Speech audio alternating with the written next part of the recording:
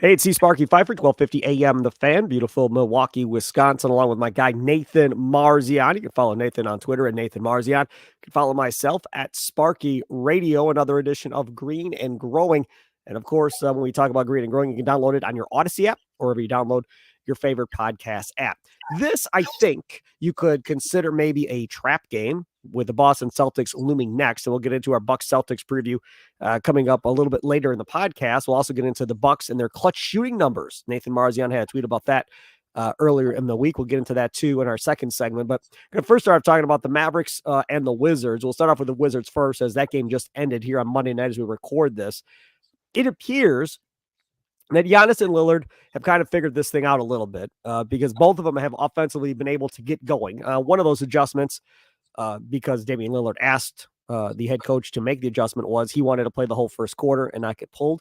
And our head coach, as we've seen before with Adrian Griffin, he just, players want it, fine, let's do it. Like, let's give it a shot. If it doesn't work, then we're going to go back to my way. But if you think this will make everything better, then let's roll with it. And he's given them that opportunity, and it seemingly has worked. 142-129 Bucks over the Wizards. Giannis, 42 points, 13 boards on 20 of 23 shooting, and 8 assists. A great night for Giannis. Lillard with 22, all 5 Bucks starters in double figures, plus 17 off the bench for Bobby Portis. And a great offensive performance by Giannis yet again, who's been on a roll to start the season. As I was watching this, I was thinking to myself, might he win another MVP if they end up being the 1 seed in the Eastern Conference? I thought Lillard might be MVP, but it doesn't appear like Giannis is going to allow that to happen. It appears Giannis is on a mission from God that he is going to show out this year because he has Damian Lillard on his team, and I'm here for it if that's what this is going to be. Yeah, he's been absolutely dominant. Last 6 games, he's shooting over 70% from the field and not taking as many threes, which I love. Like he's just getting to the paint. He's hitting those mid ranges too, which is awesome. He had a couple tonight, and I thought tonight was kind of perfect with how he played it. Like he knew I can get to the paint whenever I want. It was like that Pacers game where it was just, there's nothing stopping me from getting, close to 50 tonight if I want to. And just kept going to the paint, kept scoring. 20 of 23 from the field is absolutely nuts. And then there was a couple times where he took mid ranges when they gave them to him, and he knocked him down. I think he was 2 for 3 on mid range. So it was kind of just a perfect Giannis game in that sense. And also had 8 assists, which was awesome. And guys are knocking down shots. What did they shoot overall from 3? 11 of 29. So not even anything special. 37.9%. Yeah, 58.5% from the field. Yeah, pretty average, but the 2-point stuff for both teams was absolutely nuts. I mean, both teams were just getting to the rim at will, scoring at will. I think this was a little bit of a, and obviously a lot of it was just bad defense from the Bucks, but I think some of it is also just they're looking ahead to Boston. They're saying, we can get a little bit lazy with this one and probably still win. We don't have to expend a ton of energy on this game. And I don't think they had a ton of motivation to try super hard defensively tonight. And I mean, again, for a reason, they still won the game and ended up winning, by how much they ended up winning by. I don't even remember what the final was. 13. 142-129. Ended up winning by 13, even though they, really struggled defensively. And so I think it was kind of just one of those things. Andre Jackson didn't play. I'm guessing this was some type of scheduled off day for him because I don't understand why else he wouldn't play. But I'm expecting to see him against Boston. I'm expecting the defense to look sharper against Boston when they actually are, ramped up a little bit and like, okay, let's, have a little bit more motivation to play better defensively. But overall, I mean, Giannis looked great. Dame hit his 3-point shots coming along. Still wasn't amazing from the field, but the last few games, 3 of 6 from 3, 4 of 11, 5 of 10, 4 of 10. So those are numbers that he was shooting like 26% coming into those 4 games, but he's been much better from 3 lately, getting that shot back, still getting to the line. And, he's still at 22 tonight, 22, 5 and 7 and only 1 turnover. So, I thought it was a great game. I thought Chris looked fantastic. Struggled so bad in the first quarter. Like Chris looked terrible in the first quarter. And then comes out in the second quarter, has a 5-minute stretch where he looks awesome. I think he had 10 points and like 4 assists in that stretch, ends up 18, 6, and 7 in just 23 minutes, 6 of 12 from the field. And he looks awesome, doing his thing. But yeah, overall, it was a great offensive performance. And then, again, obviously it wasn't a good defensive performance, but yeah. All right, so let's talk about a couple of things here. that I've picked up on Mavericks and Wizards game, both of them, I guess, to a certain degree. And really kind of throughout the first part of the season, it's becoming more of a thing. We all talked about Giannis and Lillard and running that two-man game and so forth, and they have done that a little bit more recently. I'll tell you the two-man game I'm kind of enjoying here is Lillard and Brook Lopez. That seemingly has worked really well to this point. Milton and Giannis have worked together a little bit on that too. But the Lillard and Lopez thing is intriguing and fun for me to watch to this point. What are some of the nice things you like to see on the offense to this standpoint, Nathan? Overall, I mean, offensively, it's been like they've gone more to the pick and roll, and I think that they've definitely been doing more Dame Giannis stuff. We saw it like the first part of the season, they weren't really. It's felt like Dame and Giannis, we kind of talked about, they were doing their own thing. Like they were almost kind of just playing their own game and they weren't using each other as much as they should have been. Things just weren't flowing. But I mean, really since the start of the season, like since the first 4 games, since very, very early, they've been good at just the flow, the ball movement. And what I love tonight was, again, you kind of had spurts where obviously Giannis dominated most of the game, but then you had a spurt where Dame kind of dominated in the end of the first. You had a spurt where Chris kind of dominated at the beginning of the second, and Dame comes in at late, hits a three. Like it feels like they're playing, together more, and they're just kind of complementing each other much better. So overall, the offense has been so much better. They're number 2 right now in half court offense in the league, and honestly, with performances like this, could end up number 1 in that. So, and then guys are just making shots. Like the role players are hitting shots. Campaign is shooting like 50-something% from 3. They're making their clutch threes. Beasley continues to be lights out from 3, and again, Dame's picking it up. So it's like obviously just making shots from the outside helps a ton. Were you surprised that AJ Green, not only did he get run in that last game against the Mavericks, and then comes back and gets run here early in this one for the Bucks, and they continue to give him run in the second half? You talked about not having Ajax out there, and I'm not going to say it's because AJ Green is that guy, but again, when the ball goes up with that dude, I feel like everybody in the arena thinks it's going to go in, at least when he's at home in Milwaukee. And defensively, I don't know, tries hard. Maybe that's what you say about AJ Green's defense, because athletically, he's probably not the most athletic guy. So he's out there for his shooting, but that's only good if these guys are going to pass the ball to the wings when they're going to the rim. Now, tonight was one of those nights where Giannis did not care about passing the basketball. He was going to finish at the rim or the backboard each and every time. Do you think it's something that we'll see now going down the stretch, or do you think it's just a 2 or 3 game thing here? Adrian Griffin kind of feeling his bench out a little bit, giving AJ Green a little bit of run here and see if he can catch fire. No, I do think that he'll get minutes. I mean, with how consistent he's been shooting the ball, and tonight he was 0 for 3, but he's been usually when he's in there, he's making shots, and he's he showed it last game against Dallas, made one in the fourth too, like a clutch one. As you said, he's one of the guys that when he shoots, you feel like the ball's going in, and I don't ever expect him to be playing large minutes consistently, but he's someone that I want to see play most games and play in spurts. And like, again, just if all of a sudden your offense gets a little stagnant or you just are a little bit cold from 3, him and Andre Jackson are kind of both that way, where I'm like, they're spurt guys. Like that's how they should be kind of used right now. Well, they're still young. They're not completely trustworthy for long periods of time, but if the defense is struggling, throw Andre Jackson in there. If the offense is struggling to shoot the ball, throw AJ Green in there and just see if they can give you that kind of spark. Again, they're obviously on different sides of the ball. AJ Green's giving you more offense and Andre Jackson's giving you more defense, but throw them in there when you kind of need what they give you. So I like that they threw AJ Green in there. And like you said, it wasn't really the night for him because it was kind of just, you realize pretty quickly, okay, this is going to be just Giannis getting into the paint, and then Brook too, kind of getting to the paint and just using the big guys and dominating down low. It wasn't really a night for a ton of 3-point shots, but in other games, it's not like that. In other games, it's going to be more threes. It's going to be more Giannis kicking it out to the wing, defense collapsing on him and stuff like that. So him and Andre Jackson, I think should be spurt guys and guys that play most games, but aren't playing, a ton of huge minutes.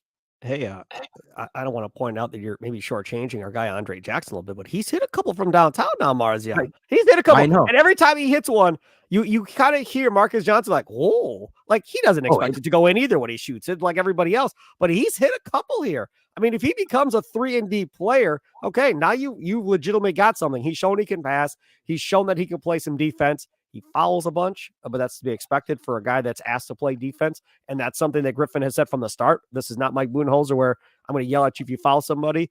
Be aggressive. They call foul, but be aggressive.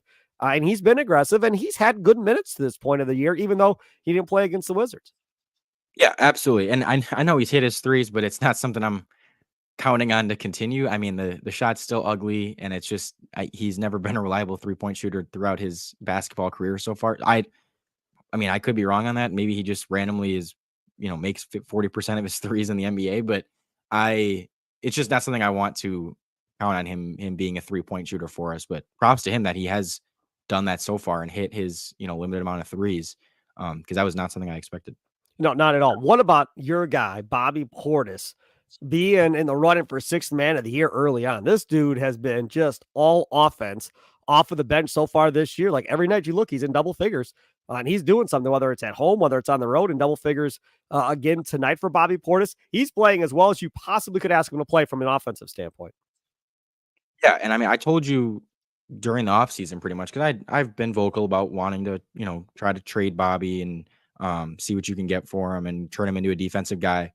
But I told you, he's going to have a ton of regular season double doubles and put up his 15 and 10. And, there games where I think games where it is especially important is games where Giannis and Dame are a little bit off and you're kind of looking for someone else to all of a sudden pick up the offense. And he's usually there to do that. Very valuable, in the regular season. I love what he's bringing.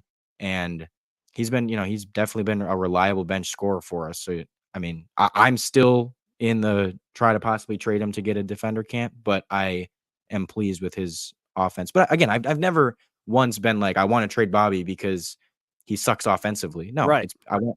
I know what he gives you offensively in the regular season. I know he's going to be a 6-man of the year candidate, going to get you a bunch of double doubles and, again, put up around 15 and 10. It's just a matter of the playoff stuff. Go back to that game against the Dallas Mavericks. What was your thoughts over the weekend on that one? By the way, before you say that, Jason Kidd looks good, y'all. I mean, he looks good. I mean, he's older than me and he looks younger than me by a lot. He lost some weight. He's thin. He's looking pretty good, Jason Kidd. But that Mavericks team, again, they've got two great guys in Luka and Kyrie. And then after that, it's kind of hit and miss, I feel like, with that Mavericks team. And they gave the Bucks a tussle. They certainly did. But at the end of the day, as usual, Giannis too much. Oh, yeah. I mean, that was their best win of the season, and it was a game that I did not expect them to win late third quarter, even early fourth quarter, where it was just like, okay, they're on the second night of a back-to-back. Hung with them for a while, but it just looks like Luka and Kyrie are going to be too much, and they're not going to be able to win this game. Like they're going to lose, 125, 115, whatever. But again, props to them. They really stepped it up late. Giannis and Dame were super clutch. The shooters were clutch. Pat hit some huge threes. They got just enough stops down the stretch. But that was an awesome, awesome win, and one that, like, really, that was kind of the win they were looking for, of like a signature win against a good team, and especially on the second night of a back-to-back in a game you were trailing, where you really had to keep pace with, one of the best offenses in the league playing at the top of their game. Luka and Kyrie were going off, and you still were able to keep pace with them. You still were able to win. Giannis was fantastic in the paint in that game, and as he was tonight, he was 14 of 14 from the restricted area in that game. So, yeah, that was a very, very pleasing game. I'm going to tell you what I didn't like. And it worked, but I'm still going to tell you I don't like it, and I don't want to see it in a meaningful game. I don't want him handling the ball in the closing moments of a game and deciding I'm going to go shoot a mid-range jumper. Like, I know it went in, and we're all happy about that. It was a big shot with like 30-some seconds to go in the game, 33 seconds, I think it might have been, or something like that. As soon as he started, once he brought the ball up and looked Lillard off, I'm like, you've got to be kidding me. Come on, dude. I mean, I know it's kid and you want to be kid and whatever, fine, I get it, but I don't want to see this stuff in a playoff game. Like, that ball should always be in Lillard's hands. in the closing moments of a game when you need a basket. Not saying Lillard has to shoot it. You can pass it to Giannis, pick and roll, do whatever you want to do. I don't want him handling the ball in that situation. Again, I'm not going to overreact because it's a regular season game against Dallas. Who cares? But I prefer not to see that too much. I don't, as we've said before, when talking about this stuff, I don't disagree. Obviously, the number one thing you should be trying to do is get the ball to Dame. That should be your primary offense late and just in general. Yep. But once again, I am never going to blame the best player in the world for, taking the ball up once or twice. And as long as it, again, if it works, great. If he takes it up, as we said, this was in the Pacers game. I know Dame didn't play in that game, but we were talking about how in that Pacers game, Giannis was going off, and late in the game, he was kind of the one handling the ball instead of Chris. Turned it over a few times, missed a couple shots, they end up losing the game, and it was, why did they give Giannis? Like, I can't blame him for doing that a couple times when he's having a great game, and if he's just feeling himself a little bit. I don't want to take him threes, but those mid-range shots he has been pretty good at. I definitely trust him to hit mid-range shots more than the 3-point shots. I can't get too mad at him for doing that once or twice. If it doesn't work the first time, okay, then probably you should definitely give it up the next time. I'm not the type of guy that's just like, you have to all the time, every single time, as soon as you get the ball, get it to Dame, get it to Dame, get it to. I just can't do that. It's Giannis. This is the best player in the world. I know the primary thing should be give the ball to Dame, but there's going to be times where, no, Giannis, go do your thing. You're a freaking amazing basketball player. And yeah. If it's a meaningful game, that happens, you'll hear me yelling at your house from Oak Creek. Promise you. All right, take a quick time out. Back after this on Green and Growing, we'll talk clutch numbers and the Milwaukee Bucks.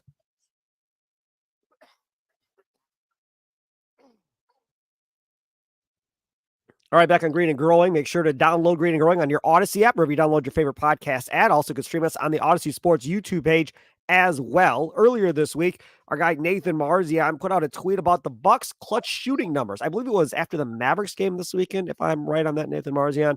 And you went and put a bunch of stuff out there, so I figured for those people that maybe aren't on Twitter or X or whatever they call it, maybe we can go over some of those numbers and how impressed you are by how good the Bucks have done in big moments this year. Yeah, so it's not necessarily just their shooting, but just overall their offense and defense in the clutch. This is defined as last 5 minutes of the game, and it's 5 points or less a differential. And they have been I think now, if I can bring it up super quick, but I think now they are the number 1, maybe number 2 team in the clutch. So they're number 1 in net rating, they're number 4 in offensive rating, and they're number 3 in defensive rating in the clutch. So when, push comes to shove and the game gets late and it's a, 5-point game or less, they are just executing at a super high level. They're getting it to Dame. They're running the pick and roll. They're getting good looks. Even defensively, they're amping up the intensity and they're playing well defensively. They have just been a super good clutch team pulling out these close games. Something that we definitely, as we saw in the playoffs, struggled with under Bud and struggled with Jrue Holiday. And Jrue Holiday was a pretty clutch shooter. He randomly would make clutch shots, but just the offense was always stagnant late. The offense you could never trust late. They didn't run a lot of good stuff late. And it was, again, we saw that in those last 2 games against Miami where they had leads and they just completely evaporated and collapsed down the stretch. This team is not doing that this year. This is a team that you trust late, that if the game's close, even if they're down a little bit, you're kind of like, all right, I feel like we're going to win this game because we got Dame and we got Giannis, get Chris in there. They kind of put their best lineup in and it seems like they just, go to work. The lineup and Jay Crowder's out right now for a while, but the lineup with Jay Crowder was a very successful one late. So that's a huge thing just for, again, the playoffs and later down the road to keep in mind is just how good this team has been in close games. And again, because that was one of the things they struggled with under Bud and with Jrue Holiday is being able to just close out teams and be good down the stretch.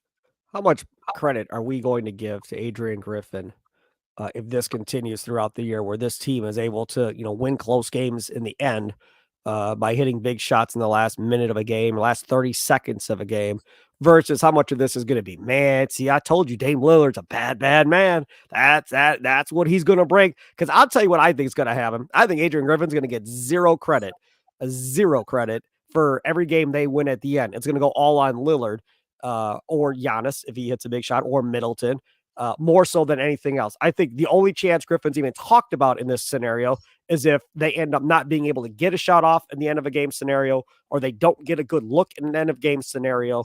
Then I think Adrian Griffin gets blamed. But I don't think Adrian Griffin will get an iota amount of credit from Bucks fans if they continue to play well in the clutch at the end of games. I think it depends on who you're asking. If you're asking a super casual observer, casual fan, maybe not even like not a Bucks fan, they would probably just attribute that to, oh, it's just Dame and that's about it. But the people that are watching the games consistently and seeing that they're actually, running good offense late, and it should go all around. Obviously it's the players making plays, it's Dame making his shots late, but it's also Griffin drawing up some good stuff, and Giannis also really deferring to Dame most of the time in those situations. You got to give him credit for that too. Again, he hasn't been perfect with it. Like, there's still times he takes the ball up, there's times he takes the shots, but I'd say 90% of those possessions have been give it to Dame, Giannis as a screener, which is what you want late in games ideally. So kind of credit goes around, and I think the people that are watching consistently, and again, if it keeps up throughout the season, Griff will get his credit. People will look at that and say, okay, that's a coach that knows how to execute late and knows what to go to late. Because again, that's the thing. I just feel like Bud never had a go-to thing late. It was just, all right, Giannis, kind of do something. And they didn't really do the Chris Giannis pick and roll as much as they should have late. They didn't, like, they just kind of always thought Giannis should bring the ball up and he should be our primary initiator all the time. And it's like, no, late in a game, like, that should not really be the case. It should be Chris bringing it up more, and Giannis, you use off ball, and they're kind of finally starting to do that. The person listening to this podcast right now is going to say this: Nathan, that's great about your comment on Bud, but if Bud had Damian Lillard instead of Drew Holiday, how much better would Bud have looked in late game scenarios if Damian Lillard was on that Bucks team instead of Drew Holiday? Well, yeah, but I'm not saying all the credit should go to Griffin. I'm saying he does deserve some of it, because even in the games that, and again, we can look at that Pacers game. Like, Giannis did a couple times go try to take the initiative himself, but they did run like 4 plays late through Chris Middleton, and that didn't work either. Like, it didn't end up working out in that game. Right. But even the games that Dame was missing, or the game that Dame was missing, and it did come down to the clutch, they went more towards Chris a little bit, and in more than they would have under Bud, I think. And I just think they're definitely overall using Giannis off ball more, particularly in late game scenarios, and just recognizing that that's probably the best way to use him, rather than, again, having him bring the ball up with 2 minutes, 1 minute left, and try to do something himself. So again, it should go all around. It shouldn't be all on Griffin. It shouldn't be all on Lillard. It shouldn't be all on Giannis. It should just be kind of a mix. And yeah. All right, let's go to some of these comments on the Odyssey Sports YouTube page right now as we're live streaming this bad boy. Q says, what did you guys think of the first half minutes for AJ Green? Q, I will tell you, you can go back when the podcast is posted tomorrow morning and listen to it. But I think Nathan and I both were relatively happy. We saw this with Dallas and that Mavericks game over the weekend. Him get some run, and then he gets minutes and Jackson doesn't. All that we kind of talked about earlier in the podcast. Go check it out on your Odyssey app, or you download your favorite podcast at. Kenny Mack says, let's go Bucks, with some muscle emojis. Daniel Joseph says, go Bucks. Hey, good to see you still going, Sparky. I used to listen to the Big Show for years. Daniel, do you know what was something that was very prominent with the Big Show and for the station for all those years? The toy drive. And guess what? It's still going. 17th annual fan toy drive. Kiss FM, now a partner with us, is next week. That's right, next week, Monday through Friday at Blaine's Farm and Fleet in Oak Creek on Rawson Avenue. Same place it's always been for 17 years. Right there off of I-94 east on Rawson, about 2-3 minutes down the road on the right-hand side. Bring some brand new toys. You can donate online right now at 1250amthefan.com. Just click on the toy drive link, and you can donate online if you'd like to, all the way through next Friday, I believe it is. And of course, all goes for Children's Wisconsin and Robin's Nest, and hoping that people can spread the word and we can do some good things this year. We did pretty good last year, not nearly as good as we did pre-COVID, but still, we brought in a fair amount. I think we did 80,000 in toys and cash last year. Now, to put that in perspective, pre-COVID, our last toy drive pre-COVID was over 200,000 in toys and cash. We fill up a legitimate semi Blaine's Farm and Fleet provides, and it is awesome. I mean, there's nothing better than helping kids at the holidays and helping kids throughout the year. Children's Wisconsin and Robin's Nest, which is the foster arm of that. So hope to see everybody out there. And if you can't make it, again, donate online at 1250 a.m. thefan.com. All right, let's take a quick time out. We'll come back and we'll look ahead to Bucks and Celtics. That's up next here on Green and Growing. All right, back on Green and Growing, Steve Sparky Fifer, along with Nathan Marzion. Follow him at Nathan Marzion. You can follow me at Sparky Radio. Bucks Celtics coming up Wednesday night. I'm going to remind everybody before we get into this. It's a regular season game in November. This is not end of the world stuff if they lose this game. I'm going to start there. It's not end of the world if they lose this game on Wednesday night. Okay. Now that I've said that, Marzion, go ahead. I'm not even looking forward to it because Celtics fans are going to be lined up, ready to come at you if they win this game, right? I mean, you know that. Yeah. And I'm telling you right now, and people are, and I have 75 people on my Twitter right now, on my Twitter stream listening to this. I am not, if the Bucks win the game on Wednesday, I am not at all, not even a single bit going to take a victory lap at all, because this game does not mean jack for like actually, okay, what would it like anything super meaningful? Will it be nice to beat that team? Yes. Will it be a nice confidence booster of like, we can beat the Celtics? Yes. But there's no reason to go crazy celebrating if they win and act like, we're winning the finals easily and the Celtics suck and blah, blah, blah. And, there's no reason for that. And there's no reason to be super gloomy if they lose and say, we can't hang with this team. There's no chance of us beating Boston. They're on a different level. We need to make a ton of trades to be able to compete with this team. I'm not looking forward to it because Twitter is a place of overreactions one way or the other, depending on what happens. And this is a game that should not have any overreactions. I want to just enjoy a good basketball game. Hopefully the Bucks win. I want to see them play decently well against this team and, a good game. But it's going to be so many overreactions one way or the other, and I'm just dreading it. Marzion, are you going to be out and about? Because Wednesday night is a big night to go out. Everybody goes out drinking. Wednesday night before Thanksgiving. I will be after the game. So if they win, yes, will I be in a good mood? Like, absolutely. Like, I'm not saying that you shouldn't be happy if they win this game and you shouldn't be a little bit upset if they lose, but just to take anything more away from it other than like, hey, that was a really cool win, or oh man, they lost, tough game, is dumb. Like, don't take this game in freaking November and say this is what's going to happen in the play. This is exactly how we match up with them. Like, I can already see it happening. I can see it one way or the other. Yes. Bucks fan. And I don't want our fan base to embarrass themselves if we win and be all up in everyone's faces and taking victory laps on the Celtics and acting like, we just won the finals because we beat them in November.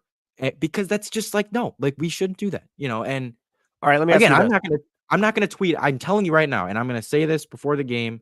If the Bucks win, I will not tweet at a single Celtics fan. I will not be taking a single victory. While sober. What?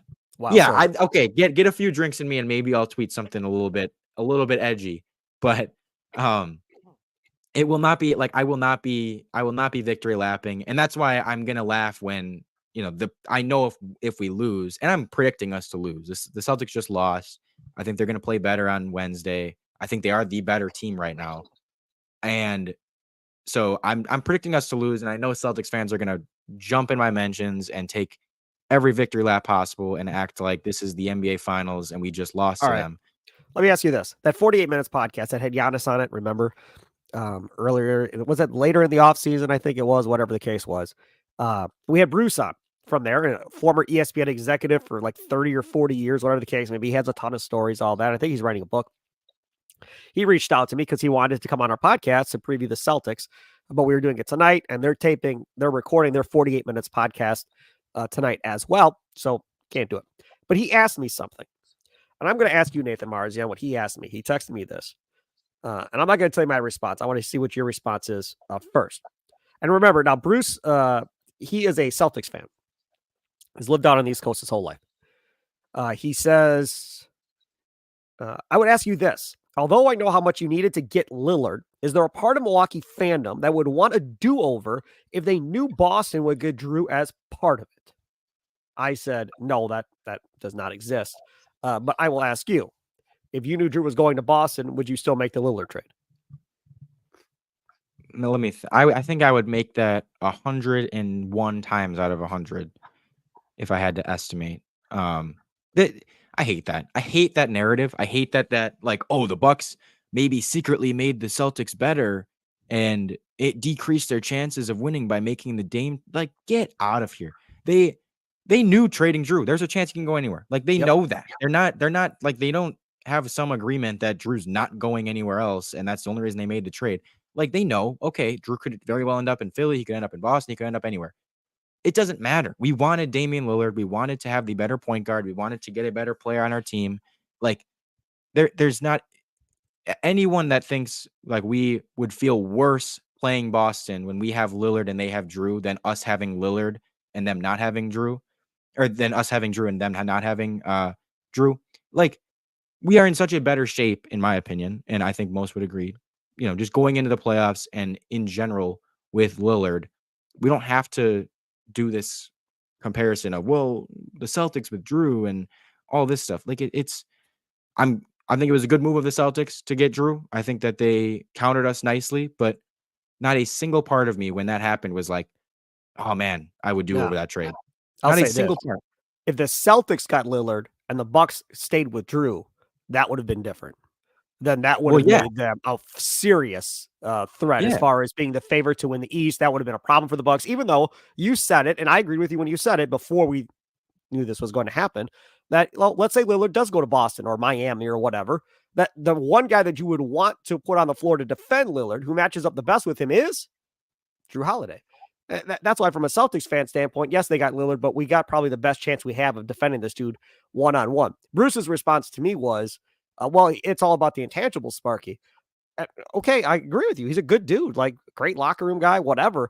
But they needed Is Dame not? Right, but they needed offense. This team needed offense more than anything else. And Holiday, as much as we like him, wasn't the most consistent offensive player in the playoffs. And we're assuming and hoping that Damian Lillard will be. And there's no reason to think he won't be. And that's why you make the deal. Yeah, you lose defense. I get it. But Lillard, like you said, isn't a bad locker room guy or anything of the sort. I think what's going to happen, and we'll see, but they're going to need Porzingis to score more than I think they realize they need Porzingis to score when they get to the playoffs. Like, he's going to have to get them, 15 to 20 points a night, Marzion, probably in the playoffs, because you can't look at Holiday and rely on him to get you 20 points to go along with Tatum and Jaylen Brown.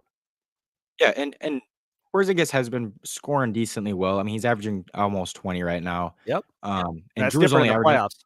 yeah, and Drew's only averaging, I think, like 12 or 13 or something like that. So he's taken, like, he's just not having as much of a scoring load on him, which is good for Drew. Like, I think that's probably where he's best suited at, is to not have to put up 18, 20 points a game and be relied on as a huge creator offensively.